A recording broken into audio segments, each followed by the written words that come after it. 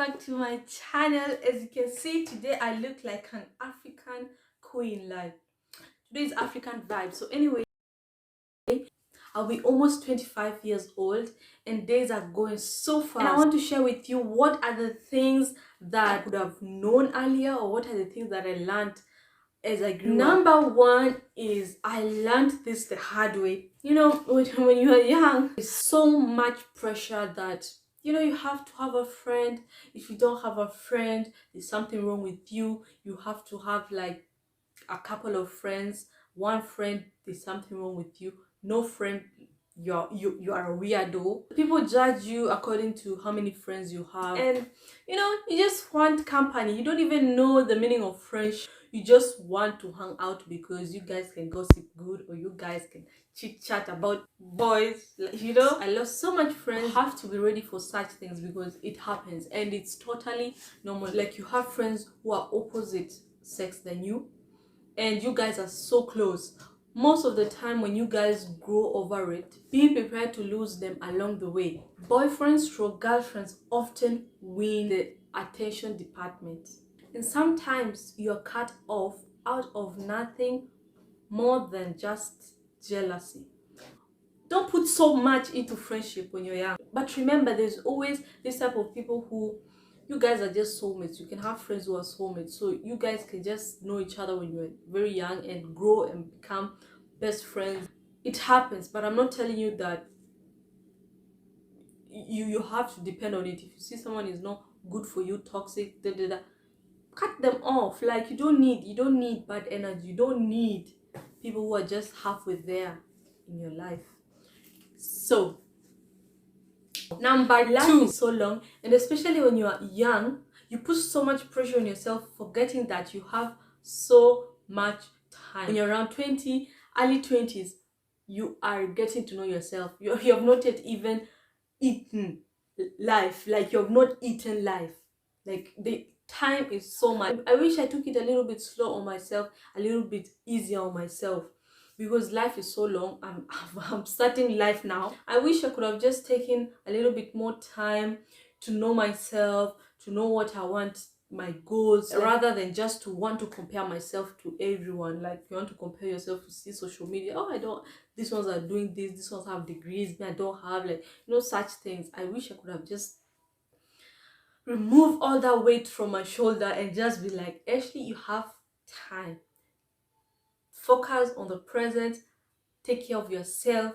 Know what you like, what you don't like. I could have just stopped crying and stressing about things that I did not achieve. Like, I have so much time, and it's never too late. Okay, even though you're 40 and you're watching this video, you still have time. Life is so short to worry about things you never achieved. Why don't you celebrate the things that you have achieved? Number three is, if you have mental issues, it's really okay to admit it. I wish I knew that. I was passing through much depression. I was depressed, social anxiety. I still have social anxiety, but you know, I'm trying to control it. Like, I'll find it is not normal to have this type of mental issues, and I believe that so much young people are passing through depression. So much people are passing through, you know, mental issues, and they're scared to talk. Say, yes, I have this, help me. Talk to your parents, you talk to the closest person you're with, and you tell them, I have mental issue and I just need help. Like, I'm passing through a lot. That means you're strong. Understand that it's normal to have mental issues. Even older people have mental issues. Number four is, sex is not an experiment. No, is it for passing time? Even hookups. Nobody truly explains why waiting to have sex until you're in a committed relationship or until you're married is so important. We are just told, don't do it, you'll be pregnant. It's social transmitted disease. Those are the that's why we are told don't have sex. Yes, it's true. That leaves us not to know how to be courted properly, or how to maintain boundaries when deciding who would make a good partner. as the pain and the heartache, also the emptiness that come with casually having sex with people who will later leave your life. Even that, sex is more than just a physical act. The exchange of spirits and biological ties that you create with a person when you engage in sexual relations. Look into hormonal oxytocin. After is when you feel you have low self-esteem, you have some mental issues that develop, is because it a little bit comes from you having sex with casual people, different people that you may not even marry at the end of the day. So you get depressed, you take their spirits, you take their energies, and you be crying. Oh my god. Oh my god, I don't know what happened to me. I don't know what happened to me. I am depressed. I don't know. I've just changed. I don't know. I was this nice person, but now I'm so changed. Why? Why? It's because sometimes when you have sex, you give a part of you to that person. Also, that person gives part of himself, part of herself to you. So either good or bad, you know. Yeah, so I wish I knew that. I wish I knew that, because these things I just learned the other day. When you know that you're having sex and you're exchanging spirits, you just have sex with that person or with your boyfriend, and you'll be so stressed. You'll be thinking, there's a spirit of him in me, you know. So we'll be more conscious. I believe nobody lets you know what it means to present yourself a certain way to attract different men. Why as a woman is very important to maintain look. It sucks that we are held to certain standards because of our looks. But I was told to look a certain way because it looks good, without anybody explaining to me how it could be my superpower. I feel kind of left behind, because it's now I have started to learn and to understand how to make myself look and feel good. I'm now starting to understand and discover my femininity as an adult, instead of practicing it while I was growing up.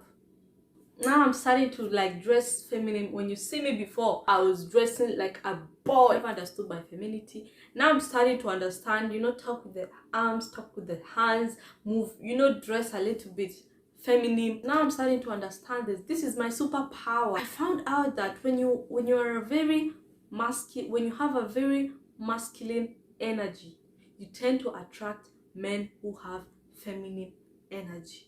Some men are very masculine, but some men are very feminine. The person doesn't have to be gay. The person doesn't have to have those kind of things. There's so much women who are so feminine, so feminine, attract men who are very masculine, because men who are very masculine tend to like women who are the opposite. We were never told this. Like, now I have to learn all this. Now I have to learn how to walk with heels. I don't know how to walk with heels. I have only sneakers. And I don't mean being feminine is walking in heels, but it brings that you wear different kind of clothes. It brings some energy. It may make you yo. It can make you you know. So what you wear makes you feel some type of way. 6 is, I wish we are taught this in school.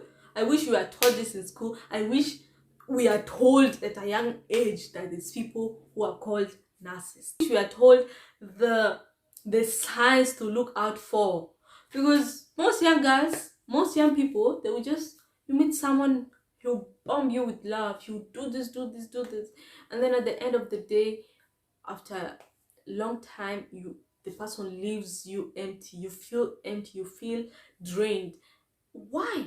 Because most probably they were narcissists. So you go type there, my boyfriend doesn't want to do, my boyfriend is doing do, or my girlfriend is doing do, and then you see narcissist. You're like, what is narcissist? Then you find out, then you know that there's people called narcissists that will like you, that will want you, that will do anything just to have you, so that you can boost their ego. No one let us know that. Like, this is sad. This is very sad because narcissistic abuse is one of the worst things that can happen to anyone, because they will mentally abuse you, and when they leave, they will leave a very big void. We learn in school some things that are not even that important, but they don't teach us about people. Your own opinion of yourself is going to affect most people's impression of you more than your accomplishments. So follow your instincts. You know, I wish I knew that. Like, I wish I knew that my instincts is my guardian angel. But I wish I knew to learn more about it, to understand how it works. I wish I knew that, because it could have saved me also a lot of stress. Is don't try to change someone you're with into someone you want them to be, either by trying to save them, to change them, or even to help them.